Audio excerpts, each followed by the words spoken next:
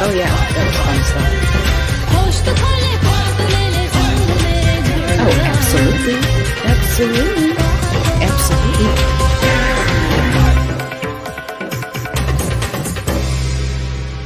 Another Scorpio, go figure. Right? Yeah, I might as well just change the name to the star room. I mean, seriously. All right, so we're going to do your chart. We're going to look at your chart. I got it up here. We can draw on it and everything. So that will help you to understand your natal chart. Let's see if I got you here. Yeah, another Scorpio. You see it? Let's pull it up. Oh, hold on a minute. I'm on the let me go like this, and then let me come on back over to your birth chart. All right, so this is your birth chart. And when I asked you about your Scorpio Sun, right? There it is. It's the circle with the dot in the middle. And that is one of the really beautiful things about astrology is it's a universal language using symbols. When we call them glyphs, symbols, glyphs, whatever. You see that? So that's the day you were born. That's the day you were born, Sun in Scorpio. And see, the Venus is right there, 1539. You got a nice amount of stuff in Scorpio. And then there was your Mercury you were talking about. So Mercury, the mind and the thinking, the talking, the news, social media, right? And sharing information, collecting information, details. But the interesting thing is that it's in Saggy. And so Saggy is all about it's really expansive. Saggy goes and says, but, it sees the big picture. It's got that perspective, as if it's up in the sky looking down on something. Whereas Mercury literally is more like, I'm on the ground and I can see what's on the ground, So imagine you're up in the plane and you're flying and you can see the landscape. That's Saggy. You get the big picture. Whereas Mercury is so close and on the ground, it only sees what's up very close. And so that's one of the tricks with Mercury because it's really into the details. And many times we often have to remember to back the hell up and then we see the bigger picture. And what did we see here with the bigger picture? Look at the stellium. She's got she or he. What was the name? I can't remember if this is a male or female, and it doesn't matter. But look at lots of stuff in Scorpio. Now that I've backed up, it's like, whoa. And some of the things you might not know, and that's okay. And don't worry about them. We aren't going to talk about them until, unless we need to. Your Jupiter in Scorpio is important. That's a big deal. It's at 13. So look at this. Jupiter at 13, Venus at 15. And you have 16 degrees your sun. And I don't got to tell you anything about intense, right? You said you've been feeling it. And that's because the planets up in the sky were all traveling through Scorpio. They were all in Scorpio. So as the planets travel through it again, it just amps that energy up again. It touches each of your birth, each of those planets, each of those glyphs, each of those, asteroids or whatever we got here. We've got some parts, some Arabic points. We've got your part of fortune, by the way, in Scorpio, 937. And Scorpio is shared values, but it is also the past and the intense energy, intense, deep. I dig for the shit that's below the surface. So that's why I said here in the Starry Night Live, we don't talk about surfacey shit. We talk about the deep, the hidden, the occult, the esoteric, but not just necessarily, it's about life. It's like the undercurrents of life, you know? And Scorpio is also that soul energy, soul history, soul memory, your soul's power. Pluto and Mars rule the sign of Scorpio. So that's important because Mars takes action. It's powerful. It's your physical body and the appearance of your body. But it says, I got to get up and go and it will fight. And then Pluto gives it like that unbelievable power where it's like, where the hell is this coming from? It's got nothing to do with my body. How do I have the power to do this? So I call it like the soul's power. Anyhow, so getting back to your chart and your rising, here is your rising, which is important to know if this is your chart. And it should be, but this says you're a Libra rising, 9 degrees and 47 minutes. And look, a moon in Libra. Your moon, your natal moon. That's important. Knowing your moon sign, your sun sign, and your ascendant are normally the first three things you want to like start off with. It's interesting. Your Sirius is right here at 1823 in Libra. Sirius is how we nurture ourselves, how we feel nurtured, and it's connected to food, grains. But you can think of cooking and making something that could be beautiful because it's in Libra and Venus rules Libra, right? And so making, things about yourself and your appearance and because it's in the first house, so that's your physical body and your appearance. Yeah. Physical body and the appearance, a lot of head energy as well. Tonight we've been hearing a lot of people talking about headaches. So anytime we think of Mars or the first house, we often say the body, but it's definitely also the head. Also the head. Let me let me check this chat real quick here. Let me see. I'm deep for sure. Oh, I have no doubt. I have no doubt. And you value it. You value the deep. How do I know? Well, because it's in your second house. And so the location is the where in someone's life. This is your values. So there's shared values, right? Like this is somebody who, okay, I'm just going to share something somebody else said once, okay? This doesn't have to mean that it's you to a T, okay? But sometimes shared values can be, there might be a tendency to think that the grass is always greener on the other side. Like you see the values that somebody else has and you think, oh my gosh, why can't I have it that way? Or why can't I have that? Like you see other people's belongings because shared values, right? And then that second house energy and the eighth house, Taurus energy. Taurus is my values. What is mine, right? Well, mine is the shared value. So what happens is many times that kind of energy does a really good job with merging with other people's energy. And when I say energy, well, values are energy. Money is energy. So it can be desires, it can be value system and values literally like, hey, that's really important to so and so. And so they have that ability, like, okay, if this is important to you, it's important to me. That kind of a thing, right? But some people also, depending upon other things in their chart, they can kind of go greedy where it becomes, their values become other people's literal physical material values, right? It can go that way too. But that's just the sign of Taurus, right? Because Taurus, this is Taurus's house, the second house. So your chart is got a beautiful complexity already built in because in the house of Taurus, you have Scorpio. You see? Because the second house is Taurus, but you have Scorpio there. And in the house of Scorpio, eighth house is Scorpio. In the eighth house, Scorpio, you have Taurus there. You see? This is like this in your entire chart. Every house is pretty much like that for you. So that means, when you look, you see some of the houses, you have some energies mixed, like in your third house, you're going to have like Saggy and some Capricorn. So it's not just one sign in the house. Now, just to be clear, I use a tropical Placidus house system. Okay. So if you were to look at a chart that's like a whole house system, that means that one sign only would like stay within one house. Okay. But for me, I have found that it makes more sense. It just works better for me in reading charts to see a chart like this, because I think we're complex beings, and it just kind of makes more sense for me and it works out for me. I like the tropical Placidus system. Um, and see, look at your seventh house, the house of partnerships, marriage and partnerships. You see this? You got Aries there, right?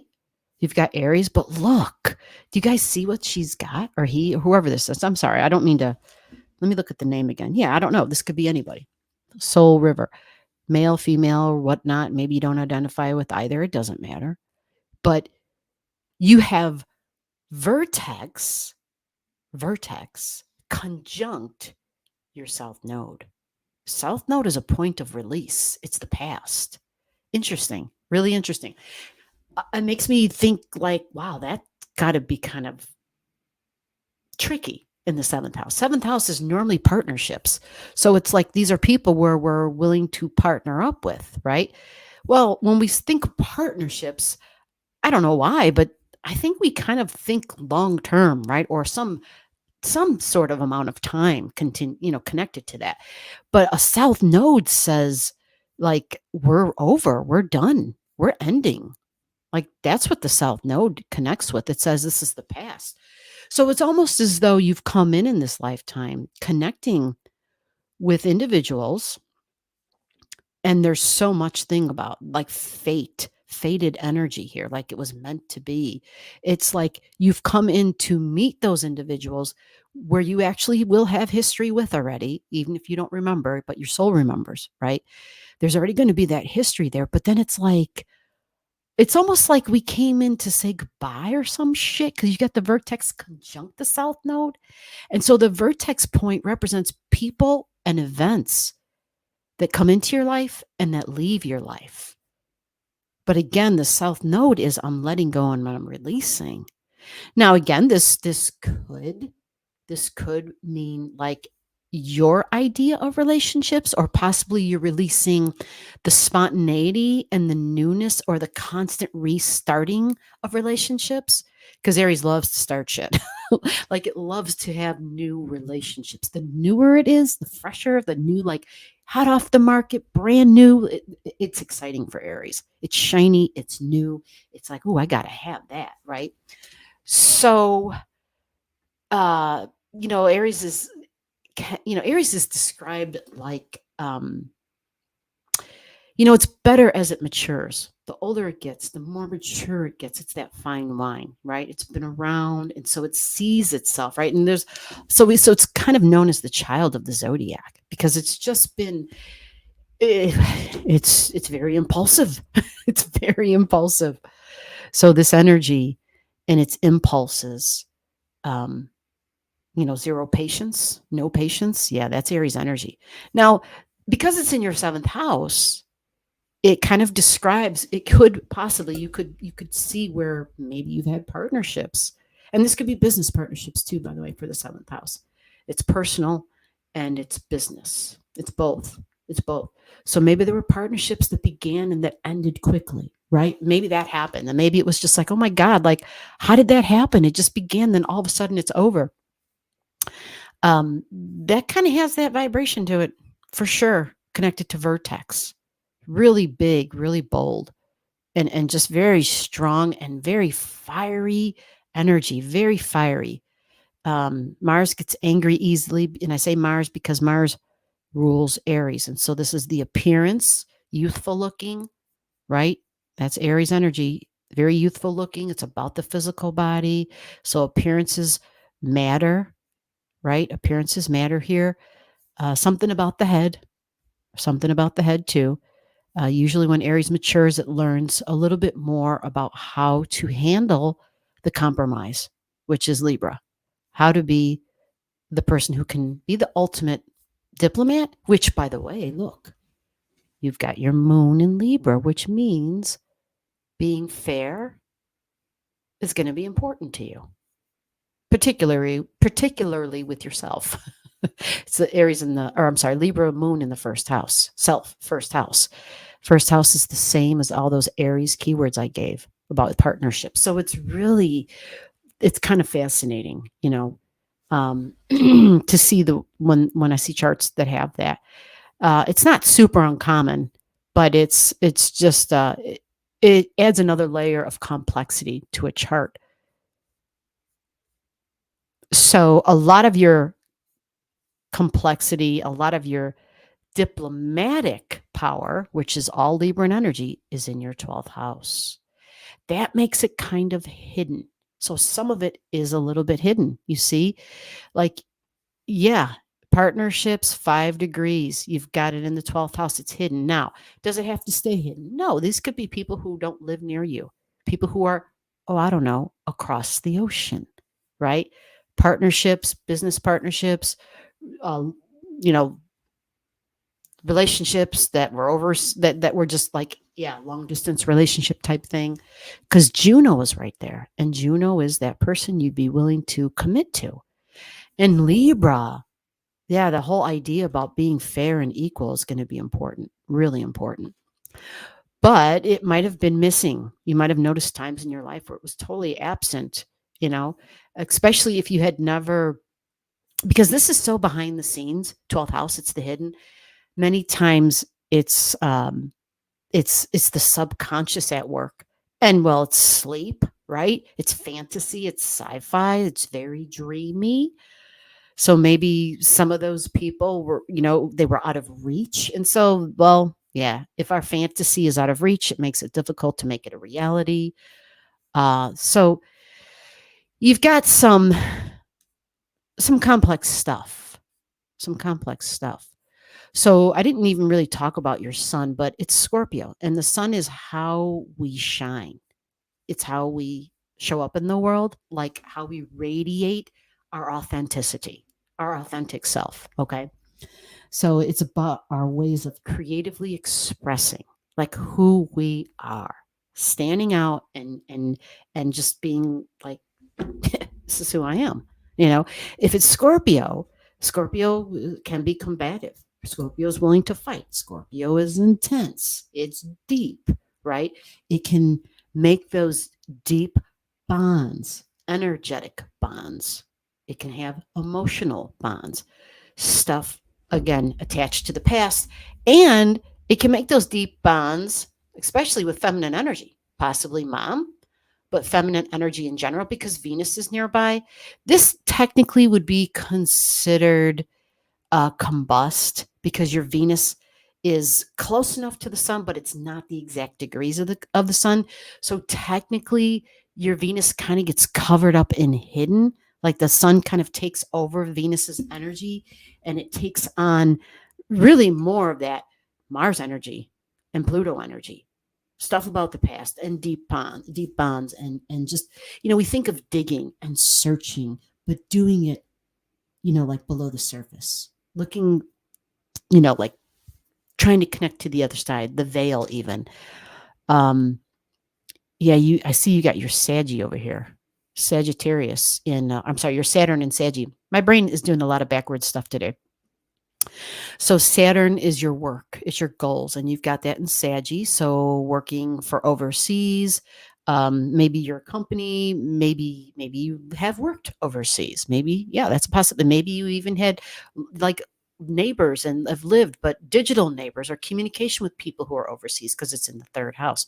So your Mercury being there and you being here in the live tonight, well, this makes sense, right? Because it's communicating, it's learning, Sagittarius, extended education, spirituality, beliefs, Sagittarius, and also being able to kind of travel using a device, right? Like you're in Australia, I'm in the United States, but we're able to communicate. Like this is Sagittarius, get in a plane and go. But Mercury says I'm going to do it by my devices. I can do it by email. I can do it by going online, or I could get in the plane. The only thing that I would watch out for is And this isn't just for you, but this is for people in general. It's Mercury in Sag is always kind of tricky because Mercury likes to travel short distances, right? But Sagittarius is like, I'm in an airplane. I can go overseas, right? Mercury is more like I'm going to be in the car and I'm going to travel throughout my neighborhood. So Saggy energy in general, it squares Pisces, right? It squares Pisces and Virgo energy. So, in the month of right now, November and December, we've got Mercury traveling through Sagittarius. And so it gets angled and squared with Pisces energy. And so that could be travel delays for sure. And so that makes it hard, especially for somebody who you've got your Mercury there. But in your chart, well, actually, I do see you've got a Pluto at 4 degrees up there. Pluto squaring your Mercury. Yeah, you got Pluto squaring your Mercury. Pluto's powerful. The good news is that it's at 4 degrees and your Mercury is closer to 5. And normally we want to have like almost an exact degree when we're talking about Pluto. However, if there's a transiting planet or anything in Virgo traveling through here and it gets close enough to Pluto, it could trigger your natal Mercury. And so this is kind of getting off topic. Not really, but it is. I'm going into a lot of details. Let's go look at your. Actually, let me check the chat before I keep rambling on. Let me go check the chat. Oh, Kim, how are you? Kim and Nature's here. Kim needs our prayers, guys. Kim needs our prayers. I don't know if anybody saw it. I didn't know Kim was here. I'm glad she got to stop by. I know she's been having a rough go in her new place that she moved to. She said she's got, I think on her video, she said that her neighbor is really loud and she doesn't get any sleep. She's in an apartment building and the neighbor above her, she says stomps all night or something, just really loud. And so she's having a very difficult time in her new home. So, yeah, keep her in your thoughts and prayers.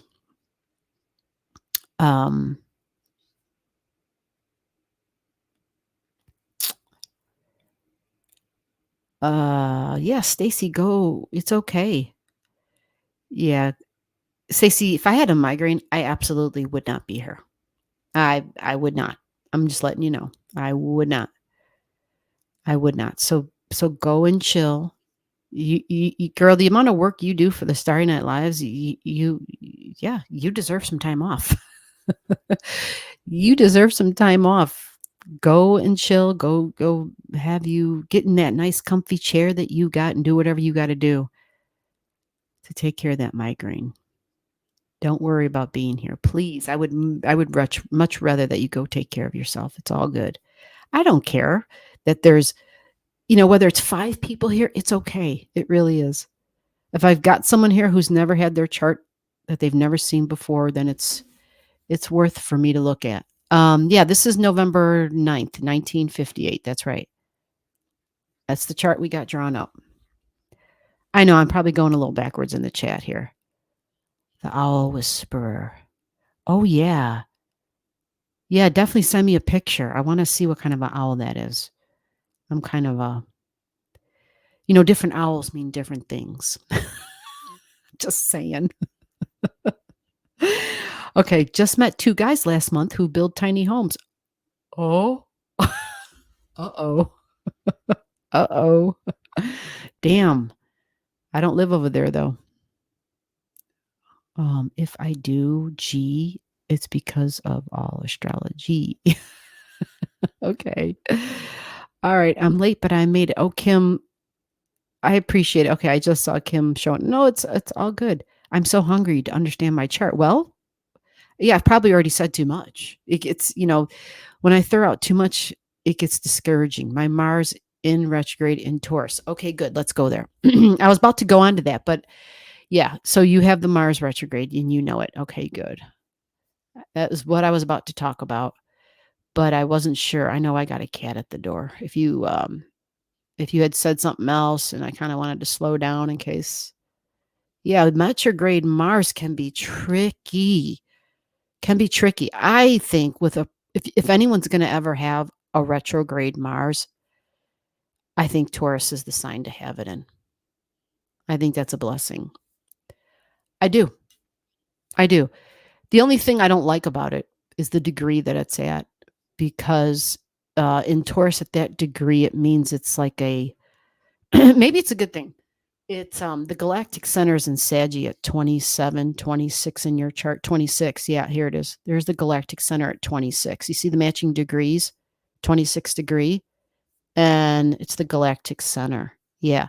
So that's like a point of need, right? The galactic center has to do with the beliefs, freedom, has to do with your future, your philosophy on life and religion, spirituality, Sagittarius, higher learning, education, truth and justice and wisdom. Um, there's a whole lot of stuff with Saggy, and at that degree, it's called the angle that it gives to your natal Mars. See how that natal Mars, same degree, right? 26 degrees. It's what we call a quincunx. And I know that's just like too much to be thrown out there. I'll just draw a line. And so I'll draw the line and then I'll explain some stuff, which I know would probably be way more helpful. All right. So that's like 150 degrees away from each other, right? And I only know that because I'm an astrology geek, and I know it really fast, right? Just because I've been doing it for too long or whatever, or it's all I focus on, right? I'm like, again, oh yeah, Sagittarius focus. I think I said that already. But the galactic center can be tricky because of that focus point. It overemphasizes, it overfocuses. It's also exaggerations. We have to think about Jupiter, because Jupiter rules Saggy. It adds to things. So it's judgments, unconscious judgments, but it can literally be judgments like the judicial system and the courtroom and a judge and all that. It can be that too. Sagittarius is freedoms, right? And Mars is our body and the actions of our body and the freedoms, because it's Mars. Mars is all about freedom, just like Aries energy, all about freedom, all about freedom. So that quincunx is an irritation. It's like an agitation, right? It irritates. And so there's something about the actions of your body pertaining to shared values, eighth house, possibly the wounds of the past, because this is all in your, wait, let me double check this before it's all in your eighth house. I'm just going to draw that black line there to kind of pull that all in here. We're going to put Scorpio here so it helps you to remember that the eighth house is Scorpio. Shared energy, shared values, inheritances, right? Maybe you've inherited something from family members. Maybe you hope to, right? Whatever it is, because it doesn't have to always be like sick wealth either. Like I always give the example of, matter of fact, my friend my housemate well, my friend, of course, but who kind of has a similar chart to yours. She has also Taurus in the eighth. And I remember one time she got a box and she was like, a box came in the mail and it was an inheritance that she received. And so she opened up the box and she knew it was coming. She had gotten a phone call from a family member, kind of like extended family, I think. I can't remember. It was like a second cousin or a third cousin or something. And I don't even know if it was someone she knew existed or whatever. I'm sure she did. But anyway, they sent the box and basically she was like the next closest living relative. And so in the box were some very simple things. We think of Taurus, simple things. Sure, it can be the bank account for sure. It can be, hey, I'm getting a check, right? Because that's Taurus. It's banking, it's money, it's my values, right?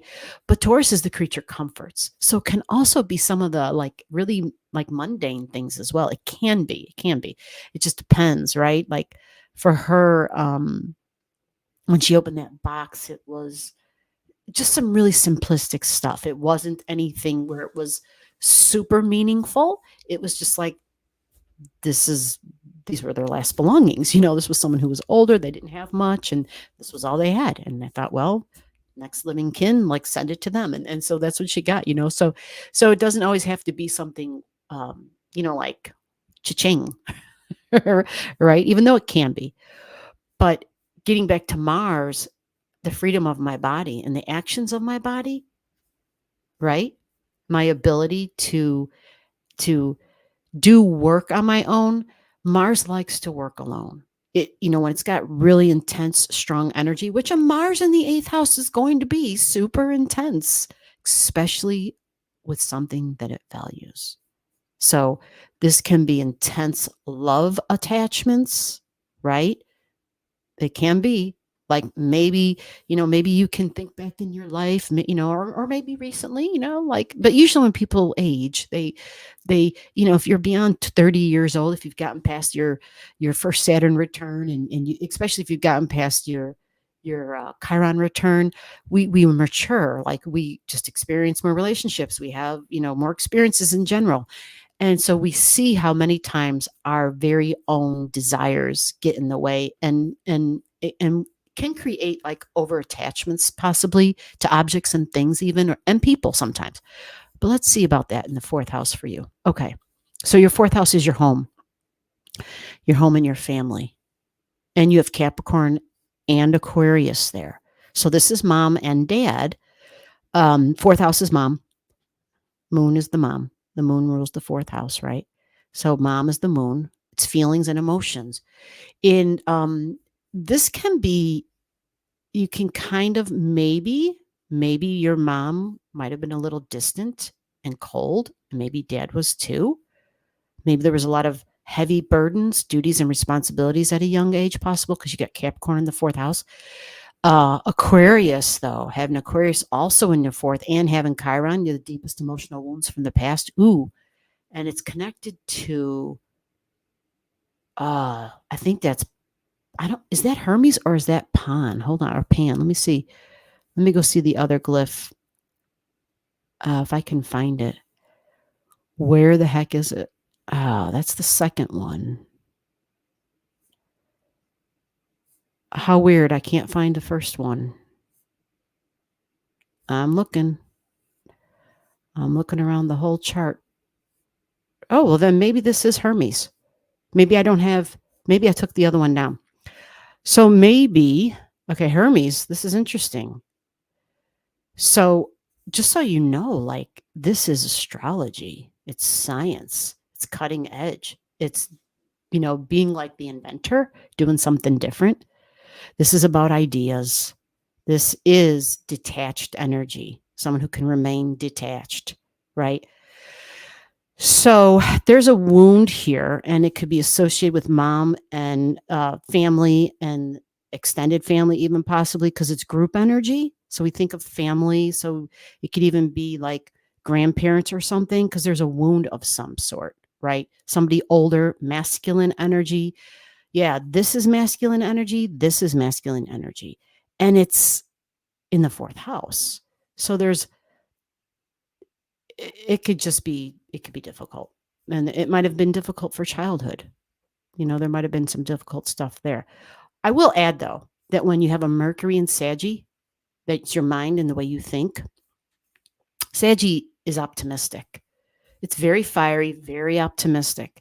So having the Mercury in Saggy, very confident energy, like your thoughts can be confident, a confident communicator even. This is very beneficial. Having fiery energy and having your mind, Mercury in fire, gives that, you can make light of things. You can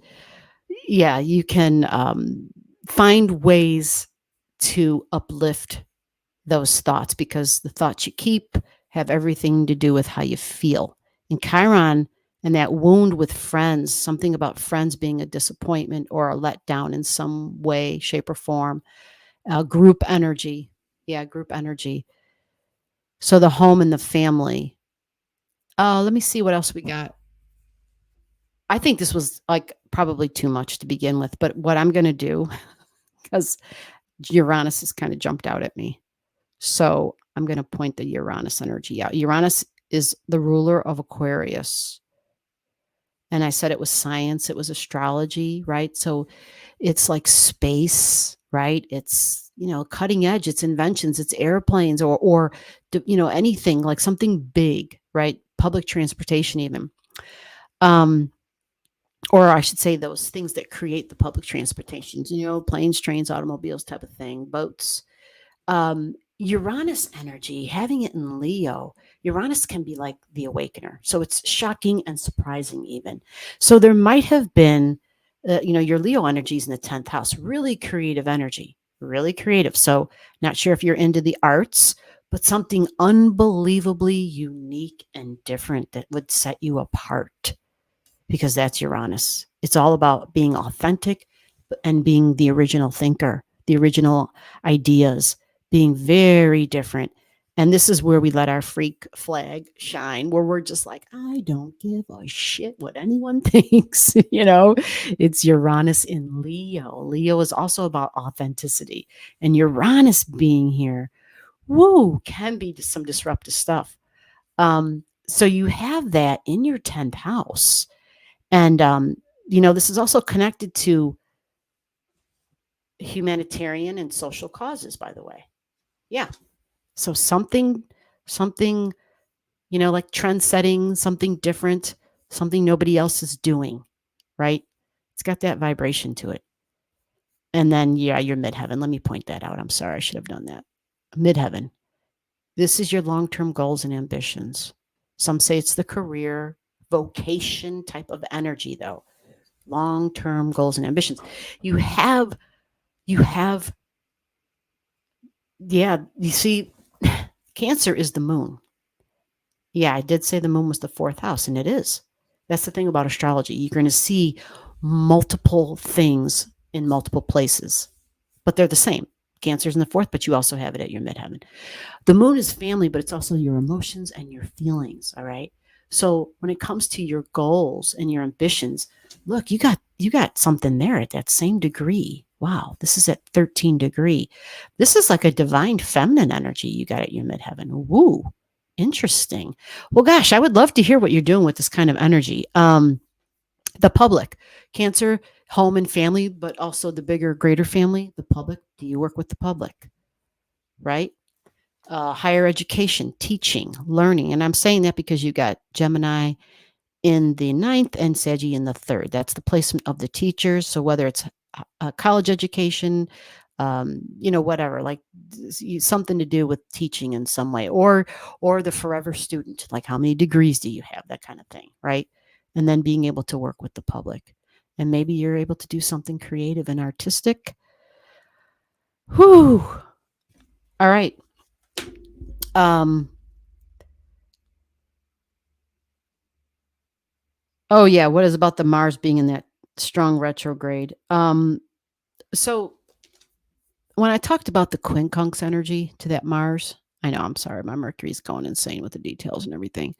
That Mars, it can be vicious because it's a Mars retrograde. However, first of all, vicious because it's a retrograding Mars. Really powerful, really intense. You got to be careful. Short tempered, fly off the handle, but it's in Taurus who wants peace. Mars is in its detriment here. It's not as strong, but it's in the 8th house.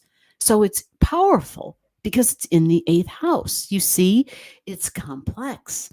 So when there are certain things and certain placement up in the sky that angle certain things, like there might be moments where all of a sudden you something just triggers you, something just presses the button and you'll know it. You'll know it without a doubt, especially when you have Cancer energy at the midheaven. Um, things that are, because when we have things that are important to us, they're attached with our goals and our ambitions, and our emotions are involved with that. There just might be times where it's like you take and you take and you take, and this Mars and in Taurus, yet it's in Scorpio on the 8th, might kind of just might kind of go off the handle. And again, because of the quincunx with the galactic center here, right? Having to do with the communication and your thoughts, siblings and neighbors and coworkers and your needs. attached to your beliefs. There might be, like I said, there might be communications and things where it kind of triggers. Okay. So to answer your question, what does capitalized retrograde means? It adds to the intensity of your actions and your emotions because it's in the eighth house, and the wounds of the past, the wounds of the body from the past, possibly too. Okay.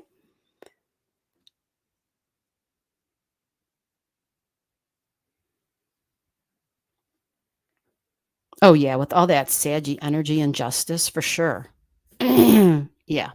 And what I love though too about your chart is that your Saturn, I'm going to put it in green here, your Saturn trines your vertex even and your south node.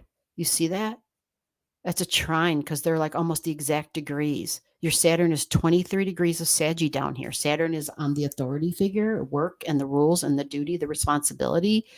And so it trines those relationships, those partnerships. So what's nice is even though the South Node stuff is all about like releasing and letting go and almost like you came into this lifetime, because let's be real, anytime we're talking about the moon's nodes and vertex and Pluto and just the moon in general, it is not about your personality's goals. It is not about what you think you're supposed to be doing right now in this lifetime. It is about what your soul wants you to do. The question is, do you submit to your soul? So if things I'm saying don't make sense, well, that would be why.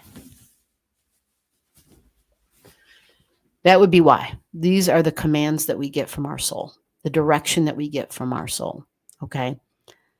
And Saturn trining it, Saturn is long term, long term.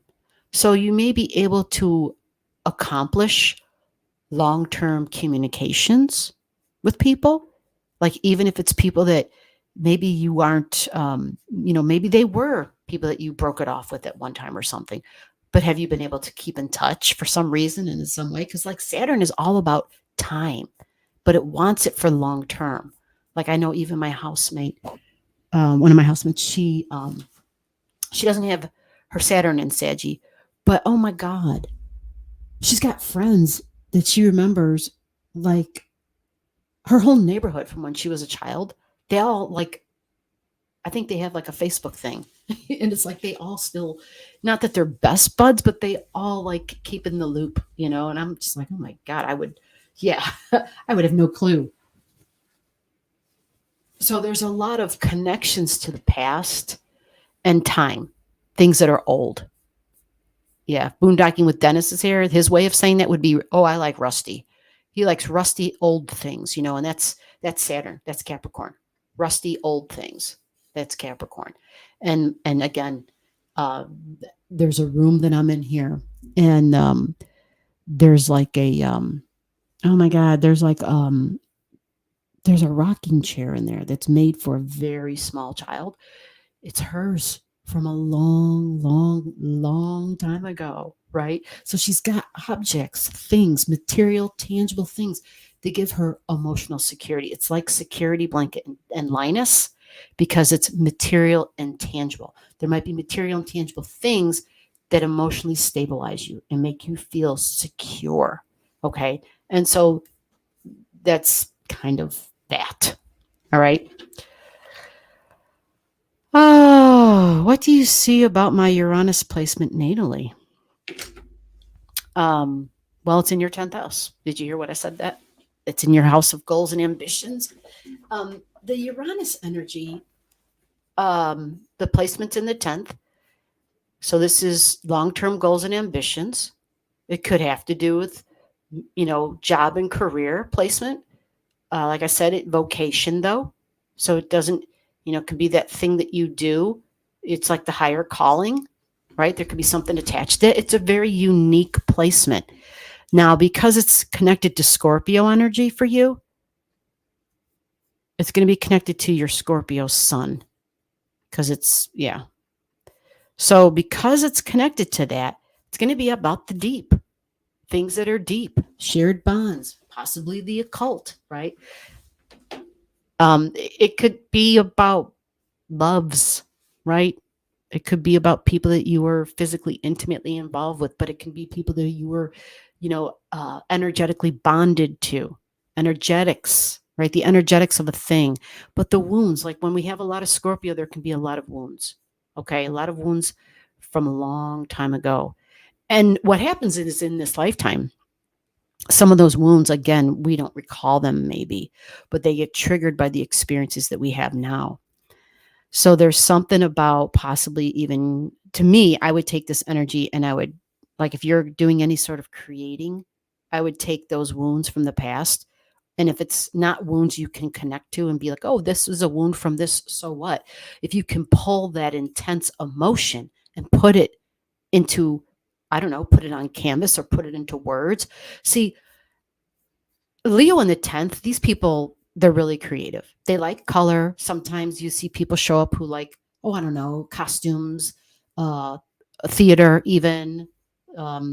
Yeah, I think people really like whether it's when you wear necklaces and makeup and, like all that costume stuff, right? But hair is a big thing with Leo. Oh my God, hair, coloring hair, even. See, like it's all that. Uranus also wants to be like not just in charge, but it wants independence. It wants to be able to, yeah, probably work alone. Yep. So a job where they're maybe working alone or at least doing that creating, like this is my thing. I birthed it. Leo is my children. My children. Do you have children? Did you want to have children? I don't know. When you got Cancer and Capricorn in the fourth, there's something restrictive there where it's like, oh God, do I want a family? Maybe, maybe not, right? But Mars being your physical body and being a retrograde is going to have something to say about that because it does represent your physical body, literally, right? That and your first house. And Mars at 26, yeah, conjunct the Elgo. It can go both ways. It can go both ways. The Elgo energy, I know everybody always talks about like it's bad. I don't think that. Okay. I don't think any energy is necessarily bad. But I think that we have to be careful with it. The teaching with the algo energy is that we have to make sure we're not like abusing the power that we're giving because it's a very powerful fixed star. And as long as we are looking out uh, for others as well, we're not just like in it to take all, right? We're in it to do something good and pay it forward type of thing and everybody wins type of energy, then you don't fall from grace, right? But ego can take that away, right? There can be a fall from that grace. There can be we can lose it. So Mars, boy, when it's retrograde, it can be difficult though. Okay. So because Mars is the physical body, there might be things with the head because it's a focus on the head. Some people say Scorpio is the blood. It's Mars in your 8th house. Yeah. Some people also say Leo sometimes. Leo being the heart as well. And well, Leo and Taurus energy, they angle each other. They square. They're difficult. And they throw angles to each other. And you do have Black Moon Lilith right there at 11. Getting squared and squaring up with Uranus energy. Yeah. And that might be the angle for, I don't know if you have a boss, if you're working with somebody. So Uranus, your uniqueness and your individuality. Hopefully you have found a way. Do you create? And this could be in any way, shape, or form. I see you have a lot of Virgo energy. Excuse me. Virgo is the sign of the crafter. They're the knitter. They love tools. They love like the little tools it takes to do things, right? Whether it's crocheting or knitting or sewing, they're the seamstresses. Virgo energy, big time. You've got it in the 11th.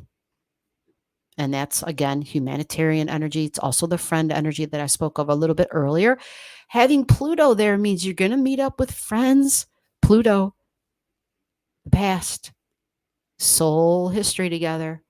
These are people that your souls are familiar with each other, right? And Pluto's there to transform that energy. Some would say, yeah, Pluto's there to change and transform and to bring to light some of the abuses of like, oh, I don't know, some of the Leo energy. Like we're kind of experiencing some of that right now because we have Regulus at 0 degrees in Virgo. And so the Regulus at 0 degrees of Virgo, I kind of started talking about this earlier in the night where it was very critical energy, where it might even come off as being almost decisive and dividing people and pointing out like, oh, well, they're this and they're this. And it's really a separation energy because it's the details. It picks it apart piece by piece, you know. It's the opposite of Pisces, which is unity. But Pluto wants the unity at the end of the day, you know. It wants the unity and it doesn't want people who abuse their powers. A lot of strong Leo energy can abuse their power. So Uranus just says, hey, let's be unique, let's be different, let's stand out from the crowd. And a job that is very freaking unique because it's in your 10th house or some sort of a long-term goal or vocation. And it could even be a very unconventional romantic partnership to some degree because Leo energy is romance. It's mating, dating, relating, but it is children as well. Children too. Yeah. So I hope that helps. I've kind of feel like I just absolutely spent way too much time for somebody who is new, thrown out a lot of information, and I hope you appreciate it, and I hope it was thorough for you. And yeah, it was like a super deep dive talking about a lot of different points in your chart. I hope it helps. Okay, so it all sounds accurate, all about the justice. Yeah, I'm complex. Oh, I have no doubt in my mind. Yeah, Kim in nature needs prayers, guys. She sure does. Yeah. Yeah, you got a blessing having that Mercury there. Yeah, I wanted to know about the Uranus. Okay, good. Yeah, very unique, very different. You know what Uranus likes? New and exciting. New and exciting. So what that means when someone has it in their 10th house, it can be tricky because it wants new, it wants exciting. So it's like, so how do I do something that's new and exciting yet hold on to it? So it's almost like I have to recreate my career. I have to be like, okay, I did this, now I need to have like a new thing, right? So that's why I said creating. Well, other than the fact that you have it in Leo, which is about creating, but some creative aspect within your job, because then you feel like you are doing something new, you know, like I know, not my last job, but the job before that I had for a very long time. I felt like it was a long time, you know, it was over 20 years, like 25 years. And yeah, it was like every few years I had to recreate myself in that job. I like had to recreate my goals. I had to recreate, like I just had to recreate things. I had to find new challenges within it so that it would keep me engaged, you know, so I could feel like I was doing something meaningful and purposeful. And that is so freaking important to Scorpio energy. So because your sun is directly connected to that Leo energy in your 10th house, it tells us more information about what you're looking for. You're not looking to just like, I mean, so let me put it like this. I don't want this to sound wrong. Like, I know I have friends who do hair, and for them, they see how when a client walks in and they do their hair, they see how it completely can change and transform a person's mood. You know, like they come in feeling all drab and whatever, and then they walk out and they're just like, they feel so much better. And now, of course, it goes hand in hand. Usually, when people are sitting in that chair, they're like pouring out their life shit, right? And they're like their free therapist in a way, too. But the point is, the process, they are doing something deeply meaningful. And so they see that. And so some folks may look at that and be like, oh, you just cut hair. You know, like, woohoo, how deeply meaningful is that work? It's all about perspective. You know, you have to kind of see, what am I doing? And does it help somebody? You know, is it more than just, you know, theater? Is it more than just being creative? Leo likes to be the entertainer. It loves acting. That's Leo energy. It wants the center stage. It wants the spotlight for sure.